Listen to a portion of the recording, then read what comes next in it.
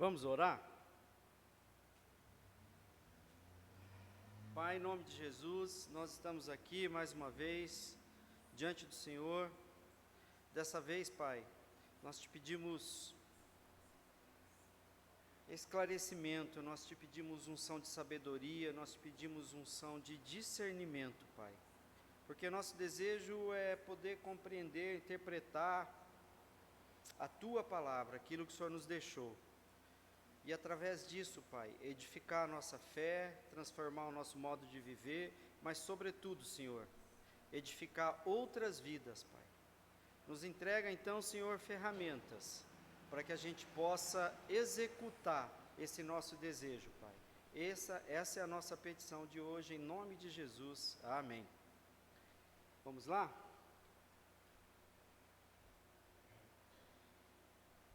Se quiser apagar, pode apagar aqui a... não tem problema. Eu vou acompanhar aqui. Aí. Pronto. Melhor. Pode começar aí, pastor, por favor. Isso.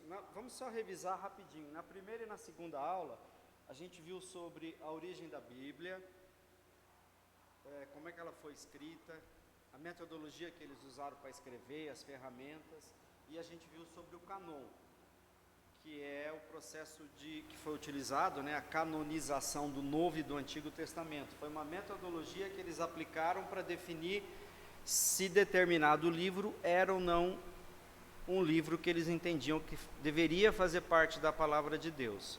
Nós vimos esses métodos aplicados, nós vimos que existem na própria Bíblia alguns livros que são citados, mas que não constam na Bíblia.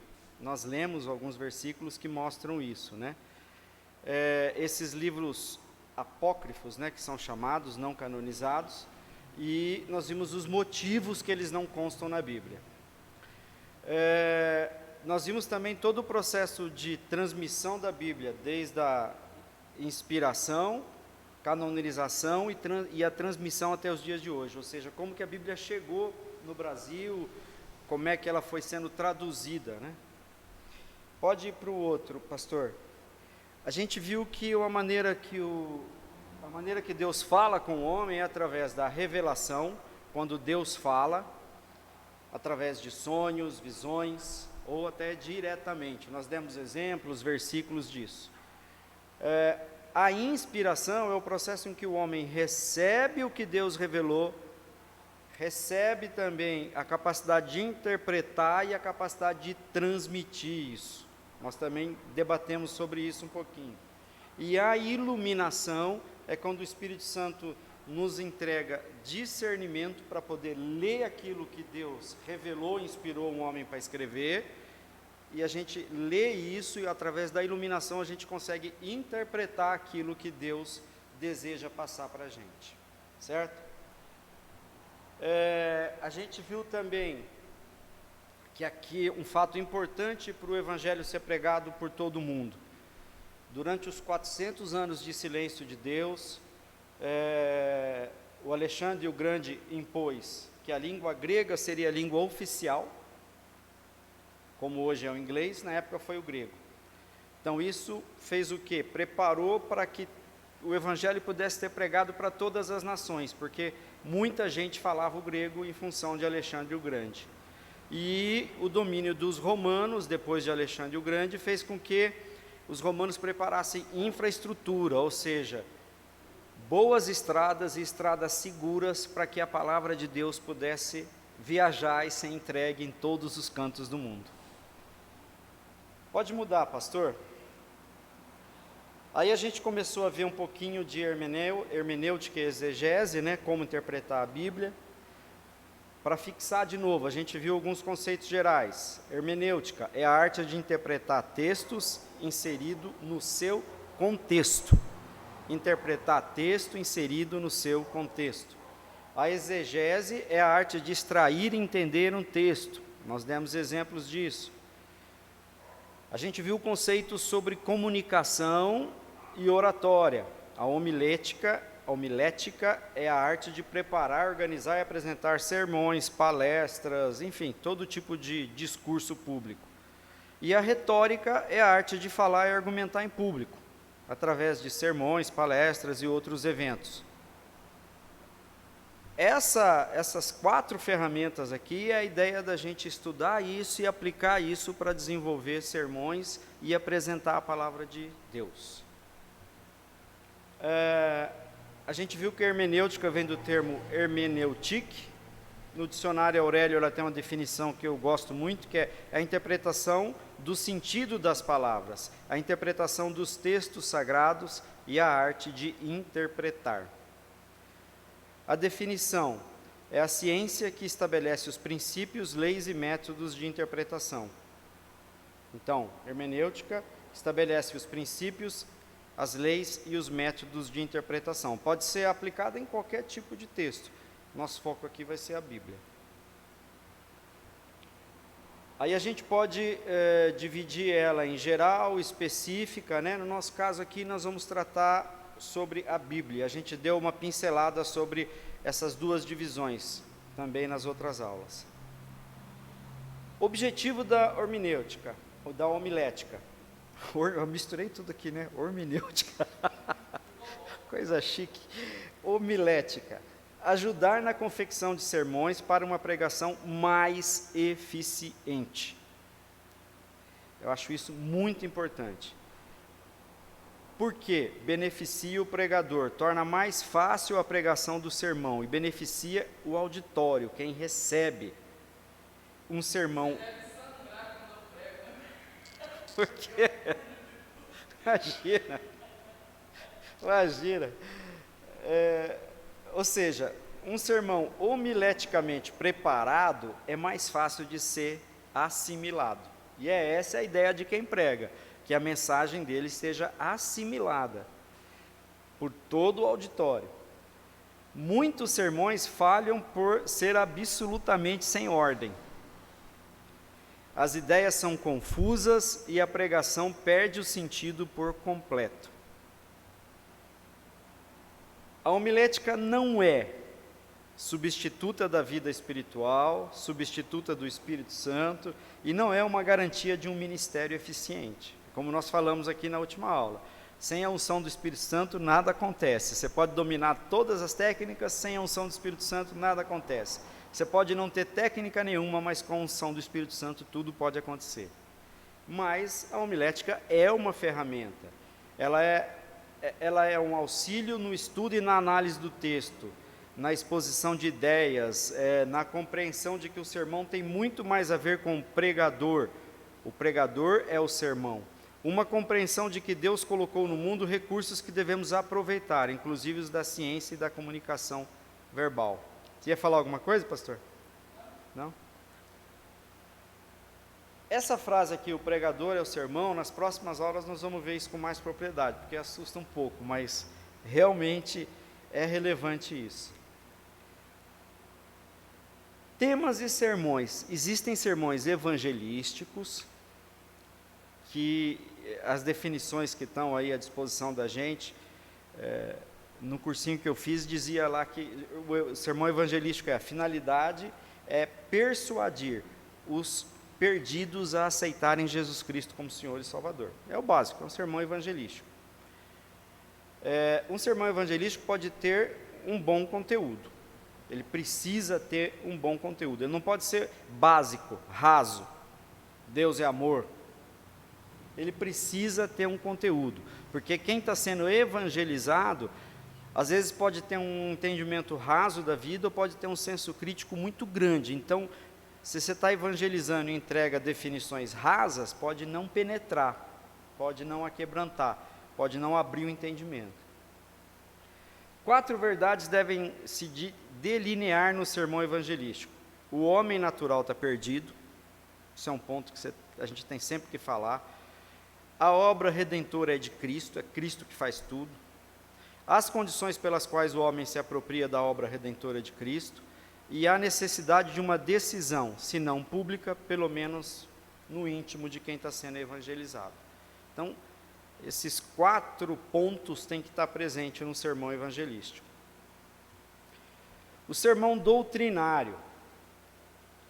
A finalidade é instruir os crentes, aqueles já convertidos, sobre as grandes verdades da fé e como aplicá-las no seu dia a dia. Então, ele é didático. Ele ensina. O sermão doutrinário atende 4 funções na vida da igreja. Atende o desejo de aprender que existe na vida do crente. Todo crente deseja aprender mais. Todo crente que se converte e depois de alguns meses, alguns anos, está sentado aí, ele quer algo mais. Então a igreja precisa, através dos seus pregadores, entregar esse algo mais. Ele precisa subir um degrau. Previne contra as heresias, dá embasamento à ação e contribui para o crescimento dos ouvintes e do próprio pregador. Outro tipo de sermão é o de consagração. Sua finalidade é estimular os crentes a dedicarem os seus talentos, tempos, bens, influência na vida ao serviço de Deus. Estimula a igreja para a vocação, a abertura de novos trabalhos, ofertas missionárias, né?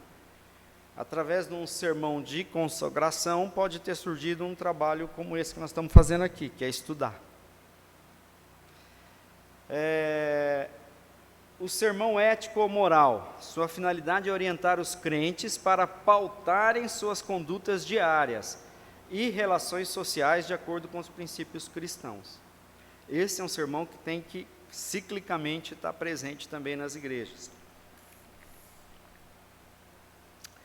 O sermão os assuntos que cabem num sermão ético ou moral, é bom destacar isso: matrimônio, adultério, divórcio, justiça social, racismo, dignidade da pessoa.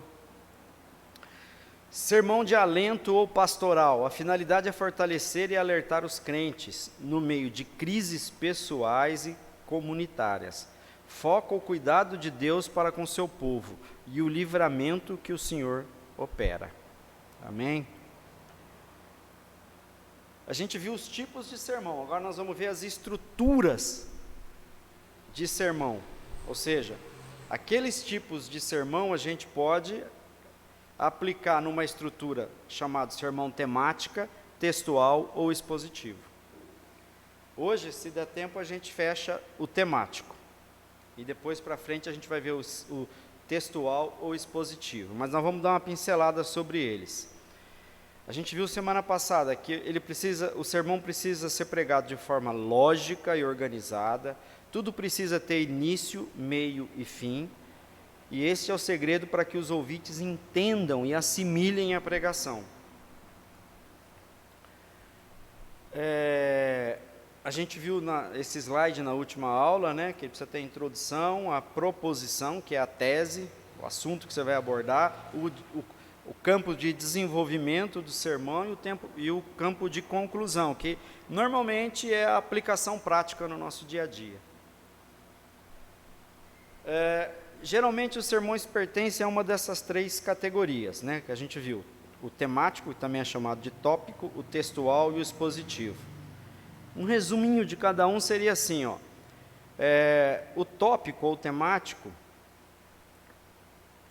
trata de um texto bíblico em particular. As divisões derivam-se sempre do tópico, ou seja, da ideia central desse texto bíblico. Você pode até discorrer outros textos, mas sempre você volta para aquele que você abriu. Sempre você volta para aquele que você abriu. O sermão, esse tópico temático, depois que a gente estudar os 3, vocês vão começar a observar, ele é o mais aplicado, mesmo por, assim, principalmente os grandes pregadores usam ele.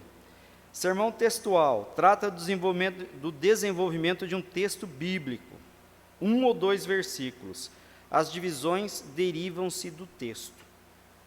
É um sermão mais complexo de se montar, você precisa ter muito cuidado, mas também é muito usado.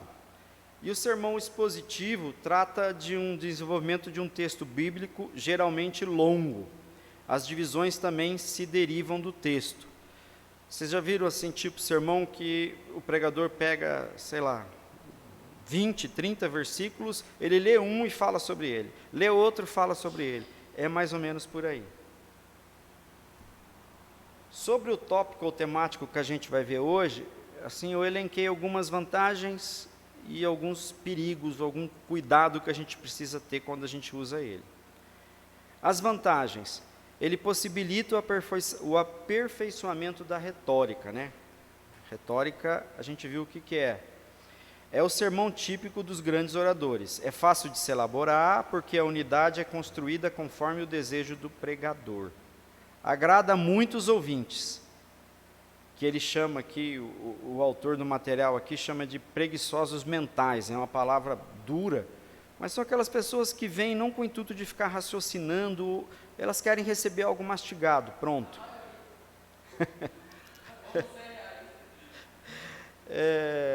Ou seja, não exige reflexão. Possibilita que se esgote o assunto, né? Que se encerre ele de modo completo, e permite a discussão de qualquer assunto, pois as ideias vêm de fora do texto.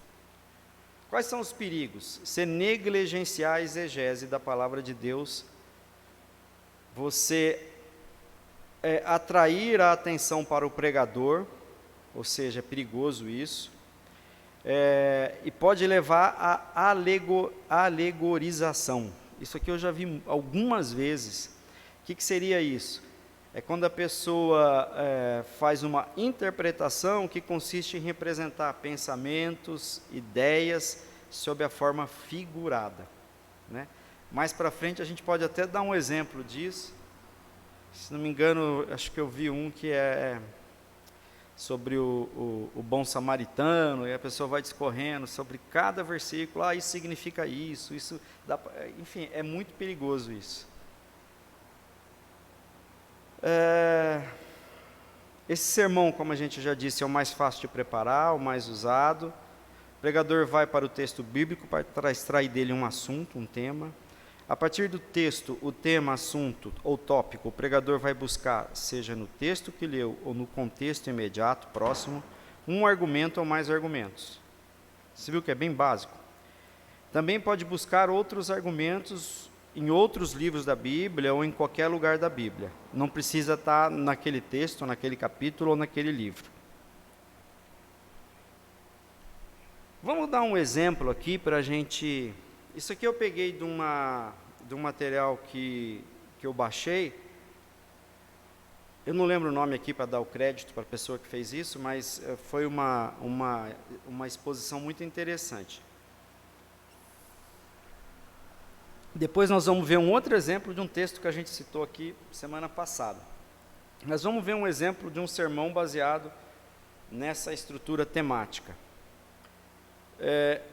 Se você escolher o tema, a centralidade da pessoa de Jesus, os argumentos ou introdução, sem uma visão bíblica clara da pessoa e da obra de Jesus Cristo, e sem um compromisso vital com ele, não se aplica de modo frutífero as Escrituras às situações e dilemas da nossa sociedade. Poxa, eu peguei um tema, a centralidade da pessoa de Jesus, eu fiz, como diz o pastor, uma pesquisa rápida no Google, e já vem várias definições sobre a centralidade da pessoa de Jesus. A gente pode pegar isso, organizar os pensamentos e montar os argumentos da introdução. É fundamental conhecer ou redescobrir o Cristo das Escrituras. Introdução. O Cristo no centro do plano de Deus, para o resgate e a reconstrução da minha humanidade e de toda a humanidade. Então, você junta tudo isso, junta essas ideias, você preparou a introdução, dentro do tema centralidade da pessoa de Jesus. Aí, você vai escolher o texto.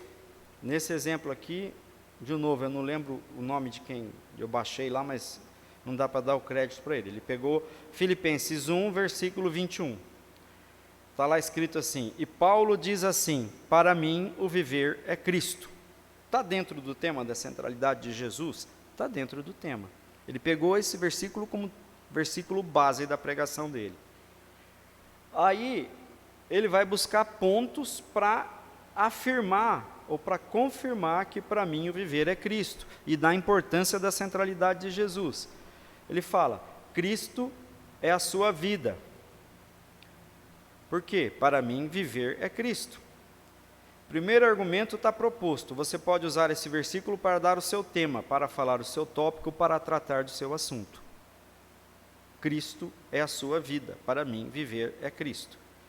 Aí depois ele fala que Cristo é o seu exemplo. Por quê? Porque ele vai lá em Filipenses 2,5, onde está escrito: tende vós o mesmo sentimento que houve também em Cristo Jesus. Aí, se no verso anterior Jesus era a sua vida, agora Jesus é um exemplo. Ele já arrumou 2 tópicos para discorrer sobre eles, dentro do tema centralidade da pessoa de Jesus.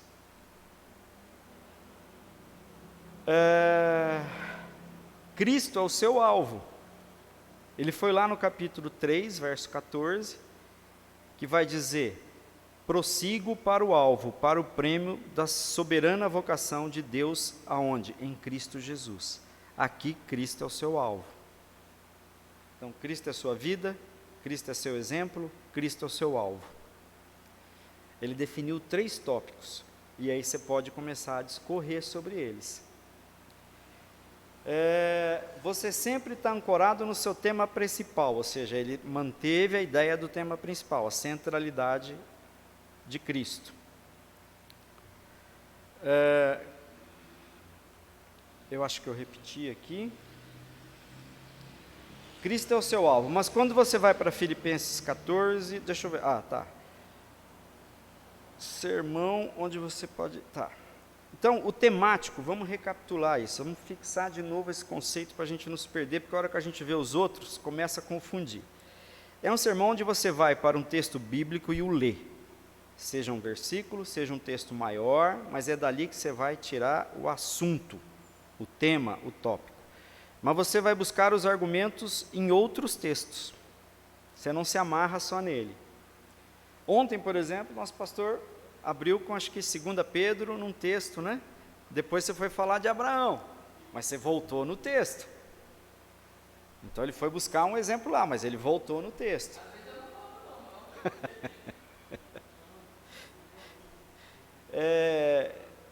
Mas você vai buscar, nesse exemplo, buscamos argumentos dentro da mesma carta. Pegamos um argumento em cada capítulo da mesma carta, aos Filipenses. Então, do esboço desse sermão, o que esse autor fez? Primeiro o argumento, capítulo 1, 21, Cristo é minha vida. Segundo argumento, capítulo 2, 5, Cristo é meu exemplo. Terceiro argumento, capítulo 3, 14, Cristo é o meu alvo.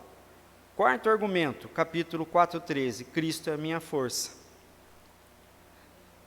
E aí, se a gente pegar aqueles argumentos da introdução, mais esses tópicos, se a gente anotar isso, a gente consegue facilmente discorrer e montar um sermão de uma forma organizada e lógica, né? Esse tipo de sermão não tem a preocupação de expor o texto lido no aspecto do contexto histórico, você não precisa explicar ele. O outro exemplo que eu vou dar, eu vou mostrar isso. Pode-se recorrer a toda a Bíblia, por isso ele é mais fácil de se preparar. Um outro exemplo foi um texto que a gente viu semana passada.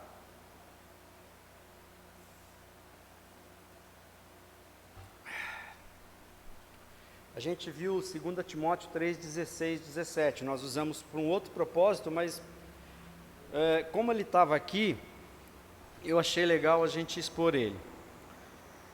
O versículo 16 diz assim: toda a escritura é inspirada por Deus e útil para o ensino, para a repreensão, para a correção e para a instrução na justiça. Paz, pastor, tudo bem? Para que o homem de Deus seja apto e plenamente preparado para toda boa obra. O que eu quero mostrar aqui, principalmente, além de falar do exemplo do sermão temático, a gente leu isso daqui de uma maneira assim, contínua, né? Aí na semana passada nós demos o exemplo de quebrar esse texto, para poder tentar extrair dele alguma coisa mais profunda. Então, se a gente quebrar da maneira que eu coloquei aqui, ó, toda a Escritura é inspirada por Deus aí na semana passada a gente falou, para quê? Por quê que toda a Escritura foi inspirada por Deus? Aí a carta diz, por Deus é útil para o ensino, para a repreensão, para a correção, para a instrução, mas a gente foi quebrando. Aí o que é ensino? Vai lá no dicionário, transferência de conhecimento. O que é repreensão? Advertência em relação a um ato praticado. O que é correção? Ato, processo ou efeito de corrigir. Para a instrução na justiça, maneira de perceber, avaliar o que é direito e justo. Aí para que o próprio texto explica? Para que o homem de Deus seja apto e plenamente preparado para toda boa obra. Legal, a gente quebrou e isso gerou algumas perguntas e a gente foi buscar algum entendimento. Aí uma outra coisa importante de fazer quando a gente vai desenvolver uma pregação é comparar as versões. Eu gosto muito de fazer isso porque tem versão que, nossa, as palavras são muito complicadas, né? Às vezes eu estou assistindo uma pregação e o pregador abre o texto e ele começa a ler numa versão que a minha mente trava, eu não consigo, aí eu até eu vejo os versículos que ele vai ler, aí eu depois paro um pouquinho, vou buscar numa versão mais simples para buscar um entendimento, né? E aí eu comecei a fazer alguns paralelos aqui, ó, na NVI e na RC, na Almeida Revisada. O que a gente vê de diferente aqui? São poucas coisas, ó. Na RC, toda a escritura divinamente inspirada e proveitosa para ensinar, para redarguir. Meu Deus, o que é redarguir? Aí travou.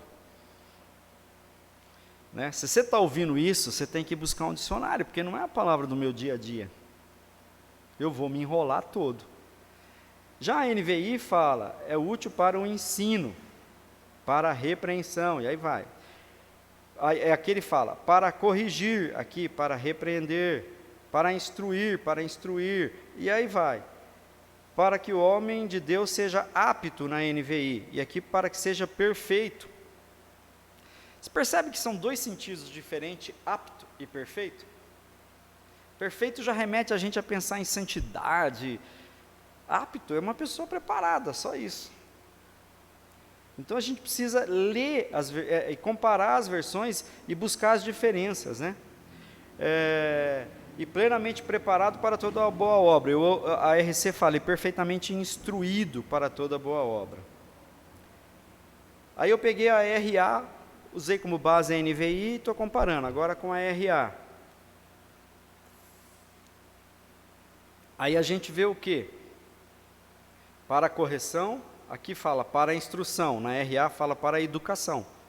Legal, são duas palavras que têm a ver. E aqui fala apto e aqui fala perfeito ainda. E aqui fala preparado e na RA fala habilitado. Não foge muito, mas o habilitado é uma palavra que na hora de um sermão, no meio do contexto, de uma leitura rápida, pode confundir um pouco. De novo, nesse caso, eu ficaria com a NVI, para apresentar o texto para a igreja. A NVI contra a RA. Instrução, educação de novo. Aí ele usa aqui na NVI o para que e na RA a fim de que. Mesmo sentido, tranquilo. E aqui apto e perfeito. De novo, o perfeito pode remeter a outra coisa. E preparado contra habilitado. Novamente, para mim, o texto da NVI está mais claro e fácil de assimilar, num vocabulário mais simples. Você pegaria todo tipo de pessoa que estivesse te ouvindo. Aí a gente tenta entrar um pouco no contexto para poder, assim, como é que eu vou dizer? Para a gente poder ter propriedade para falar desse texto. Né? Quando ele foi escrito? De novo, você vai buscar lá. Eu tenho que colocar o óculos agora porque está pequeno. Ele foi escrito em 67 depois de Cristo. Paulo estava condenado à morte. Qual foi o propósito? Ele estava aprisionado em Roma mais uma vez. Ele se sentiu sozinho e abandonado, provavelmente, né? Paulo percebeu que a sua vida terrena provavelmente estaria chegando ao fim. O livro 2 de Timóteo é essencialmente as últimas palavras de Paulo. Paulo olhou além da sua própria situação para expressar preocupação com as igrejas, especificamente com Timóteo, seu filho da fé. Paulo queria usar suas últimas palavras para encorajar Timóteo e todos os outros crentes e perseverar na fé. Está lá em 2 Timóteo 3,14. E proclamar o Evangelho de Jesus Cristo. Está lá em 2 Timóteo 4,2. Aí tem alguns versículos que os teólogos chamam de versículos-chave. 2 Timóteo 1,7. Porque Deus não nos tem dado espírito de covardia, mas de poder, de amor e de moderação. Outro versículo-chave é o 3,16, que a gente viu aqui. Nós estamos tratando dele, tentando montar um sermão baseado nele.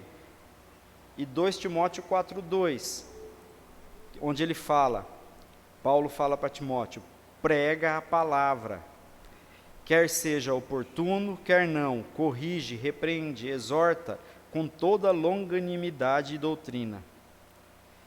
Isso aqui é um versículo para mim muito importante. Prega a palavra. Prega a palavra. Agora, se nós temos dificuldade em interpretá-la, como que nós vamos pregar ela? Eu posso estar com a melhor das boas intenções, tentando entregar essa ordenança aqui de Paulo, mas eu posso estar errando, posso estar falhando. Por isso que a gente viu no começo que Pedro fala, o conhecimento é importante, né? E a gente viu o que é o oposto de não conhecer. 2 Timóteo 4, 7 e 8, ele fecha falando, combati o bom combate, completei a carreira, guardei a fé, já agora a coroa da justiça me está guardada, a qual o Senhor, reto juiz, me dará naquele dia, e não somente a mim, mas também a todos quantos amam a sua vinda. Ele está dizendo assim, eu creio que a minha coroa está preparada, o meu lugar no reino está me esperando, mas não é somente para mim, é para todos que creem. Então ele está de novo encorajando a todos. Um resumo, eu gosto muito de fazer isso, tem alguns lugares que a gente encontra isso.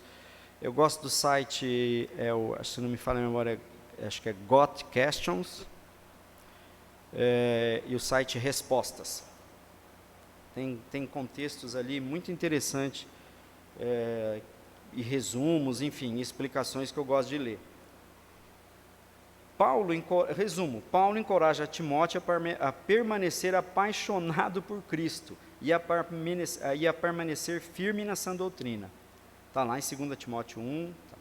Paulo relembra Timóteo a evitar as crenças e práticas ímpias e a fugir de qualquer coisa imoral. No fim dos tempos haverá intensa perseguição. Ele entra um pouco em escatologia. E a apostasia da fé cristã.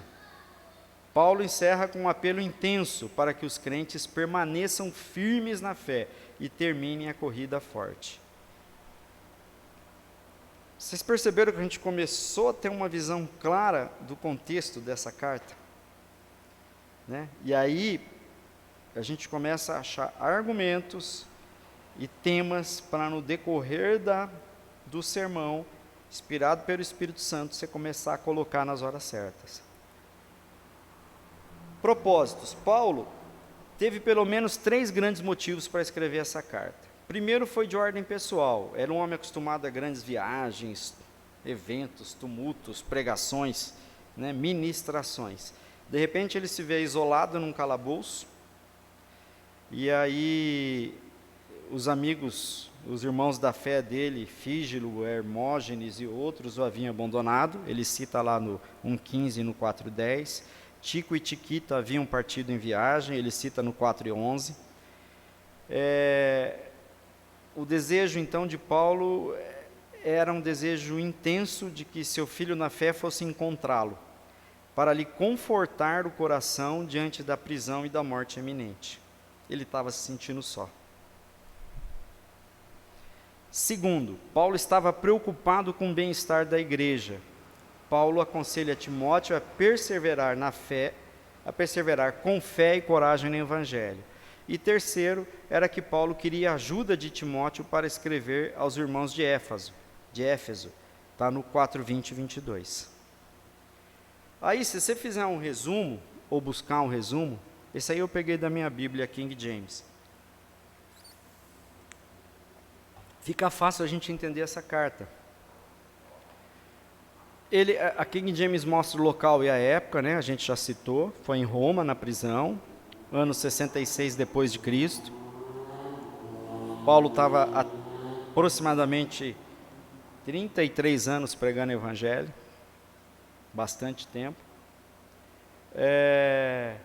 Aí os temas, qual que é a base teológica? Fundamentar-se no Evangelho. Ele usou o capítulo, ele usou o 1:1 a 1:3, ação de graças a Timóteo, e 1:6 a 1:18, encorajamento à liderança de Timóteo. Aí ele fala em lealdade, pregar a palavra. Lealdade em pregar a palavra. Aí ele usa o 2:1 a 2:13, que são os deveres ministeriais de Timóteo. Aí ele fala em inimigos, ou seja, defender a palavra de heresias, 2:14 a 3:17, apostasia na igreja e o ministério de Timóteo. Aí fala da intrepidez. Eu fui ver o que é isso, é bravura, coragem, eu não sabia o que era intrepidez. Bravura, coragem para quê? Para ensinar o Evangelho. Aí ele cita isso aonde? No 4:1 a 4:5, força e perseverança de Timóteo, 4:6 a 4:22, Paulo prepara-se para morrer. Poxa, é interessante ver isso. Pô, mas precisa tudo isso para fazer um sermão? No meu entendimento, sim. Você precisa estar com o seu coração preparado e a sua mente aberta, vivendo o que o autor escreveu, ou seja, o que ele quis passar, o que ele estava sentindo quando ele escreveu aquilo. Né? O texto diz, toda a escritura é inspirada por Deus. Aí a gente quebrou ele e falou, para quê, por quê e como? Útil para o ensino. A gente viu que ensino é transferência de conhecimento. Aí tentando montar um sermão, a gente pode buscar dentro da palavra em vários lugares. A gente viu que o sermão temático permite isso. Mateus 11:29, é um exemplo que eu dei. Tomem sobre vocês o meu jugo e aprendam de mim. Isso é um ensino? Isso é um ensino. Aprender de Cristo. Né? Pois sou manso e humilde de coração, e vocês encontrarão descanso. É um versículo que nós podemos usar dentro do tema que a gente propôs montar o sermão, ou dentro do versículo que a gente propôs montar o sermão. O primeiro grande ensinamento da Bíblia é amar a Deus. Quem ama a Deus quer agradá-lo e obedecer os seus mandamentos. Jesus é o nosso grande professor e nos ajuda a aprender a verdade de Deus. Dentro desse versículo, você poderia discorrer esse tema. Você poderia usar também sobre ensino, Salmos 119, 7:3. As tuas mãos me fizeram e me formaram. Dá-me um entendimento para aprender os teus mandamentos. Dentro do texto que a gente quebrou, toda a escritura é inspirada por Deus para repreensão. A gente viu que repreensão é advertência em relação a um ato praticado. Poxa, a gente pode ir lá em Hebreus e usar Hebreus 12:6. Pois o Senhor disciplina a quem ama e castiga todo aquele a quem aceita como filho. Provérbios 3:11, meu filho, não despreze a minha disciplina, a disciplina do Senhor, nem me magoe com a sua repreensão, nem se magoe com a sua repreensão. Provérbios 10:17, quem acolhe a disciplina mostra o caminho da vida, mas quem ignora a repreensão desencaminha os outros. A gente viu 3 versículos que a gente pode discorrer sobre a repreensão e o uso dela, a utilidade dela na nossa transformação.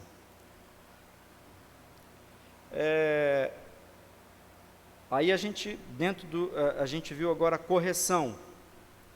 Nós vimos repreensão e nós vimos correção.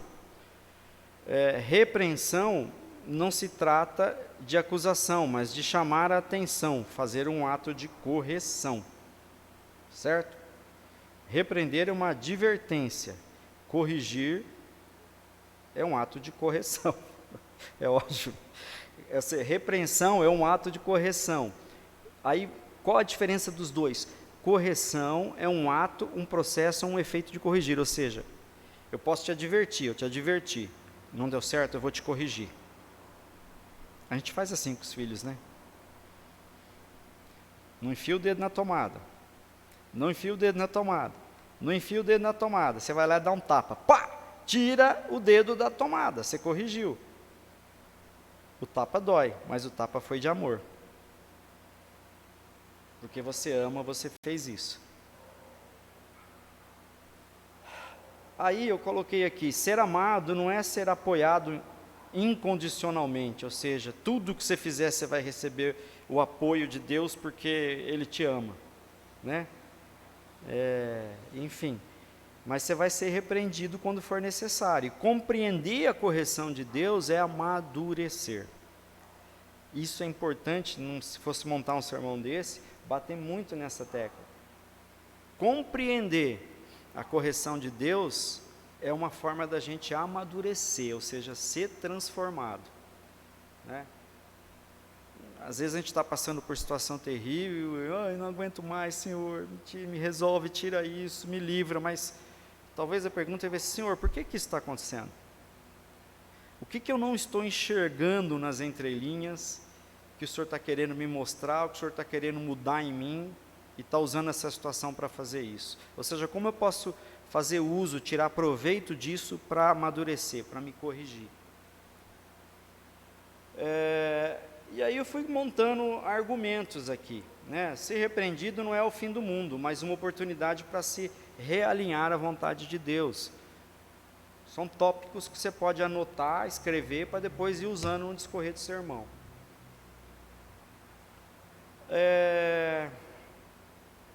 De novo aqui, correção. Hebreus 12:11. Nenhuma disciplina parece ser motivo de alegria no momento, mas sim de tristeza. Mais tarde, porém, produz fruto de justiça e paz para aqueles que por ela foram exercitados. Bonito isso, né? Profundo. É profundo isso. Deus corrige? Deus corrige. Então, a gente está vendo aqui que nós estamos tentando elaborar um sermão, nós estamos vendo aqui que, poxa, a igreja não pode só falar Deus é amor, Deus vai te abençoar, Deus vai fazer, Deus prometeu, Ele vai cumprir, né? Domingo o pastor falou um pouquinho disso, precisa ter ação nossa também, nós precisamos agir. E agir também, às vezes, é aceitar a correção, é entender o que você precisa mudar, né?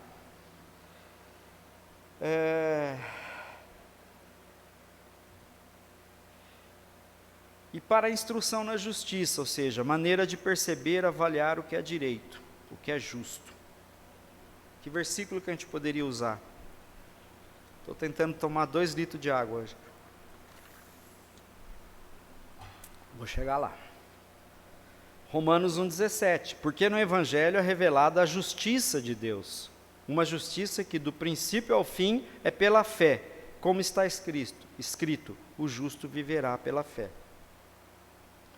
Deus é sempre justo, Ele nunca age de forma desonesta e retribui a cada um aquilo que merece.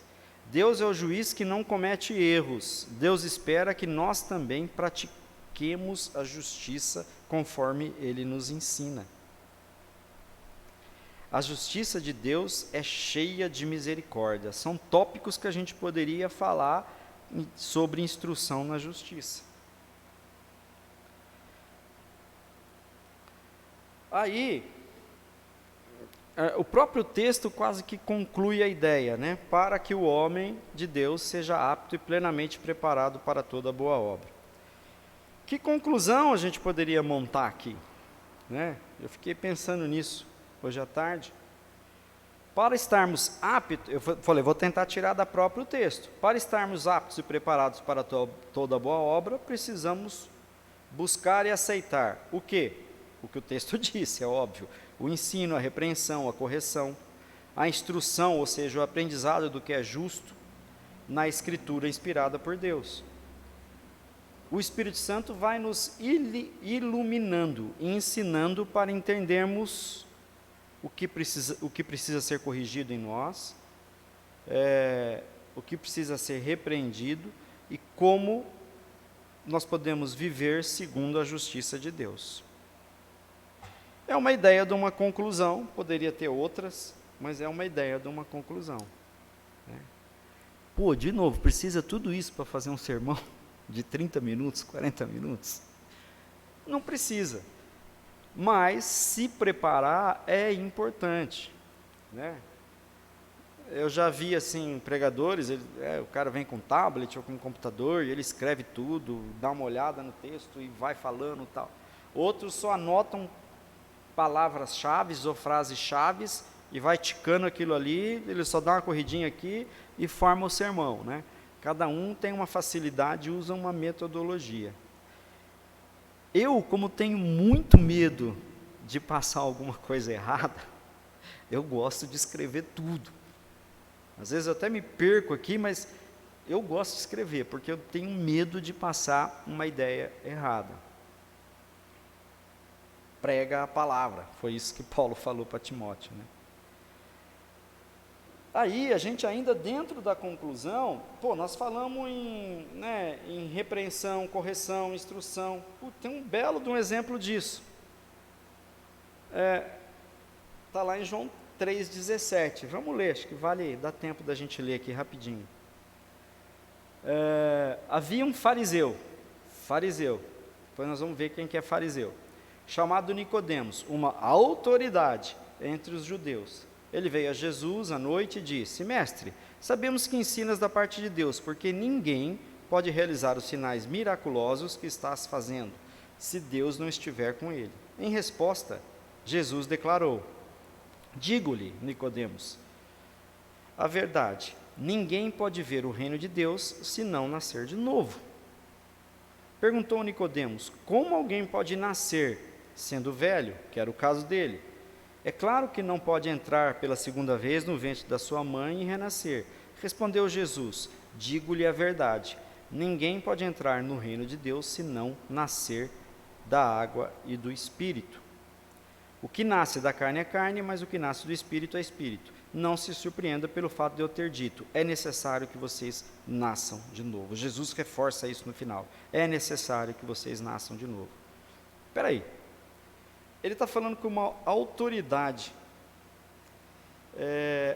Se a gente vê aqui, os fariseus eram um grupo de judeus muito religiosos, que se dedicavam a obedecer a toda a lei de Deus e a interpretar corretamente as Escrituras, né? O que nós chamamos hoje de Velho Testamento, é o que eles tinham na época, a Torá, os livros dos profetas, etc. Os fariseus acreditavam que para agradar a Deus, cada pessoa tinha que obedecer fielmente a todas as regras das Escrituras e da tradição.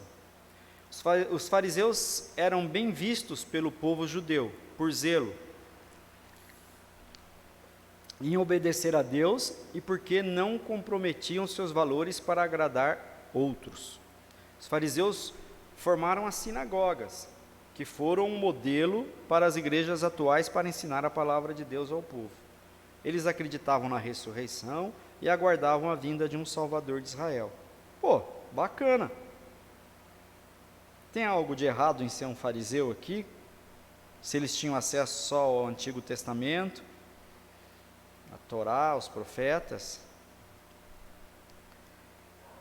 Mas Nicodemos foi repreendido por Jesus, foi corrigido e foi ensinado, que é o que a gente viu lá no texto que nós estamos tentando montar. É necessário para você estar apto, ou seja, para você ver o reino dos céus, para você poder fazer a boa obra, você precisa ser corrigido, você precisa ser instruído. E aconteceu com Nicodemos. Jesus entregou para Nicodemos a necessidade de mudar totalmente. Nicodemos era um homem que procurava viver segundo as leis de Deus, entregues por Deus no Antigo Testamento? Sim, ele era. Nicodemos frequentava as sinagogas, que eram as igrejas da época? Sim. Nicodemos lia as Escrituras? Sim. Um judeu, eu estava lendo um texto, um judeu de 16 anos, ele sabia declarar a Torá de cor, sem errar nada, de tanto que eles liam e repetiam aquilo. Imagine Nicodemos, um homem velho, quantas vezes ele não leu e repetiu? Nicodemos orava todos os dias? Várias vezes por dia, com certeza. Ele fazia parte do sinédrio. Nicodemos entregava seu dízimo regularmente? Sim, entregava, mas ele foi corrigido, repreendido, foi instruído, ensinado por Jesus. Quem somos nós? Né? Que frequentamos uma igreja, que lemos a Bíblia, que entregamos nosso dízimo e achamos que não precisamos de repreensão, de correção e de ensinamento da parte de Deus. Vai discorrendo, né? Essa talvez fosse uma conclusão mais adequada para, né? Você viu que eu apresentei uma e apresentei essa outra. Meus irmãos, é isso aí para a aula de hoje, para não ficar maçante. Aí a próxima aula a gente vê outro tipo de estrutura, né? De montar um sermão. Amém? Vamos orar? Pai, em nome de Jesus, nós te agradecemos pela noite de hoje, te agradecemos por esse momento, Deus. Nós esperamos que, de alguma forma, Pai, essa noite, esse encontro, isso que nós vimos aqui, sirva para edificar a nossa fé, sirva para edificar a nossa transformação, mas que também sirva para que a gente possa repassar isso para outras pessoas, Pai, da maneira correta, da maneira digna, da maneira certa, conforme o Teu desejo, Papai. Nós te agradecemos então, Pai, por esse encontro e que venham muitos outros, para que a gente possa aprender sobre a Tua palavra, possa aprender a interpretar e possa aprender a falar a Teu respeito. Nós oramos em nome de Jesus. Amém.